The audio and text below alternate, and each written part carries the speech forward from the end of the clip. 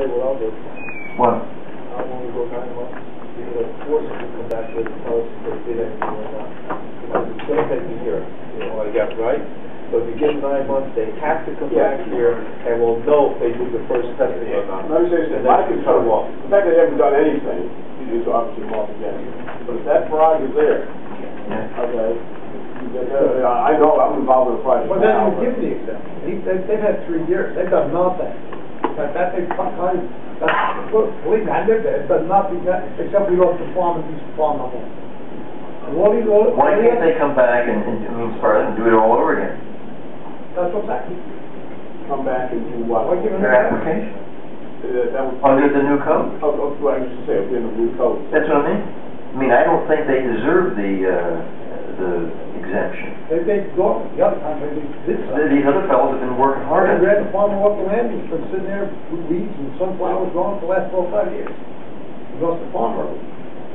Well, going back to Neil, then, I mean, you had all the stats there as far as things that all these different projects have to do. What about Traskis? What has it? I don't know of anything that they came back and said that they've accomplished. Let me just pull that. But is it the same type of thing as you said, that a lot of these things can't be done? No, only 2 of these. No, actually, 2 things don't have to be done. Okay, compliance with the no building above the ridge line.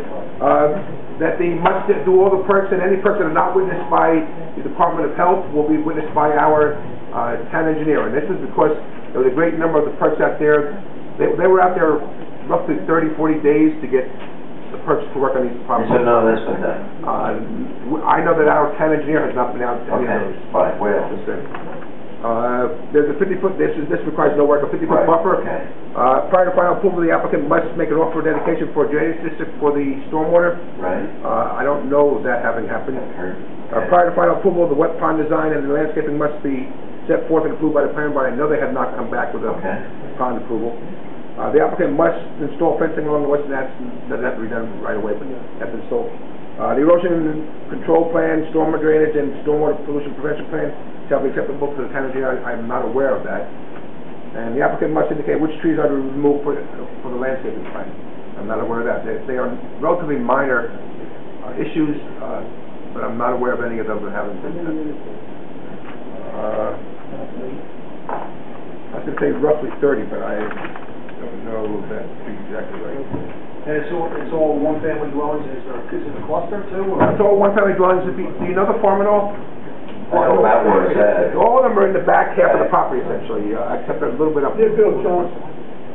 You're right there, right against Mr. Johnson's farm. So now, in our packet, we had the planning board minutes of 3/5 and 8/20, both of 09. And each one talks to the issue. One was they didn't have a full board, so therefore they wanted to put off the decision for an extension.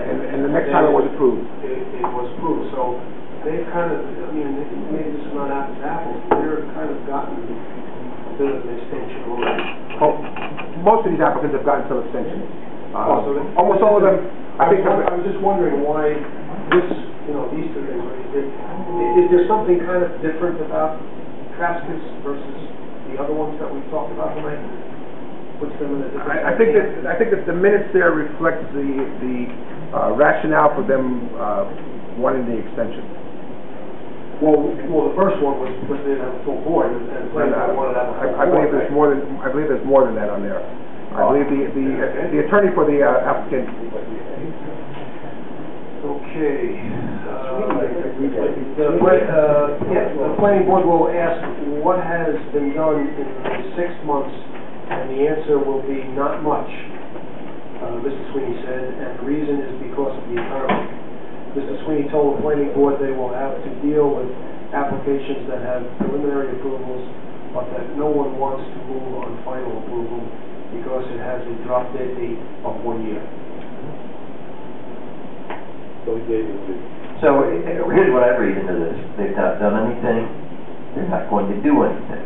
We give them a 9-month extension. Now, the cricket fraud would be very well an item that they need to deal with. Okay? But that has nothing to do with this extension as far as I'm concerned. You certainly are. Steve, I honestly feel, just from what I hear and what you said, I really feel if you gave an extension, they'd be coming back for another one, because they're not really builders. That's what I heard. It's gonna take them a while to get these things done, but it's not like, meetings and so forth. They're gonna move, they're builders, they're gonna do what they have to do. I think they're gonna be back again for another year extension. I really feel it. If we give it, they'll never make it, but that's just my feeling. That's the pulse on. Well, I think that, and I shouldn't prejudge. And again, the local law 4 is very specific language is, this board has the authority to grant that extension. I mean, if you grant a 6-month or a 9-month extension to the owners, it doesn't mean they have to grant another. And I think that, given, I'm confident that, things will pick up and, they'll be able to move along, but I think that, because what that does is it gives them the additional 6 or 9 months, plus the year to file it. So, I mean, you're really looking at, over a year and a half of breathing room, for them to get that back. So, that's fine.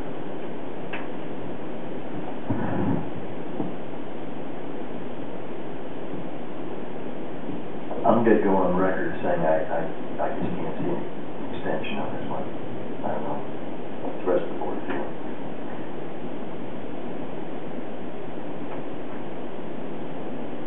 I understand the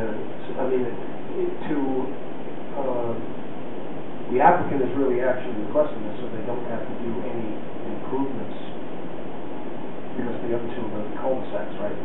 Plus, they would be under the old water protocols. Those are the two rationales, and probably throw in the economy as well, right? And they also would be protected against any further zoning. Well, yeah, I mean, more of a philosophical concern to me. I'm not saying you have any contemplated. But if there was some new theory developed and you wanted to enter code again, you would be protected against any new revision. well, and that's what I think is pursuant of what Lou was saying. I mean, this could go on and on and on and on. Yeah, that's why, again, whether it's a control state or some finality, that's up to the board to know what your philosophy is. If we give them an extension, if they don't deliver, they have. Well, we can go 6 months, and then we'll see what happens. Yeah, I think what you're talking about, you probably have an applicant who is limited in terms of development. I know. Limited in terms of money. It's not criticism. No. They really don't know what they're going to do. They got final for what they're ready for. They're going to hope to bootstrap and financially carry that forward on the other lots, and they're just trying to develop their land. And it's a question of you, again, staying in the loop, controlling it, and not having this 20 years from now jump up and be like, well, this I think was only back in 2010. I'll be fair. So how many months are we talking about? I'll be fair. I'll vote for 9 months. Okay. I'll be fair. Well, I think okay. So, the same thing for Thursday? I'm concerned, everybody can speak for themselves, that they get a 9-month extension and you would have some type of a resolution on Thursday. But on this one, though, I think that when they come back in 9 months, we're going to need more of a plan than what we got now. Absolutely. Okay. Absolutely. That's how you'll be sending your conditional. Well, we're conditional final on the first phase. We're going to file. That's because there's no improvements. But it's phase 2. This one will be for phase 2 and 3. Okay. For the extension for the exemption. We'll do that for Thursday. Okay. Now we're to the Heritage Estates. Okay, Heritage Estates is located on Old Chester Road and Brookside Drive. It received conditional preliminary approval on July 17th, 2007. There were 67 conditions that had to be satisfied for final approval. This does not mean that a conditional final approval can't be granted. However, I have to point out that 31 of these conditions require no action at all. So it's not as though it's an exorbitant amount and they're sitting on it. 31 of these are just, this is the way you're going to do it. Kind of like that, you're going to have granite curving or something. Okay, so 31 of these are just conditions that are going to move forward to final approval no matter what. And has the other 36 been addressed? Five of these conditions, okay, you beat me to the punch, but okay, 5 of these conditions require government action, either Right. you to form a district and those kind of things.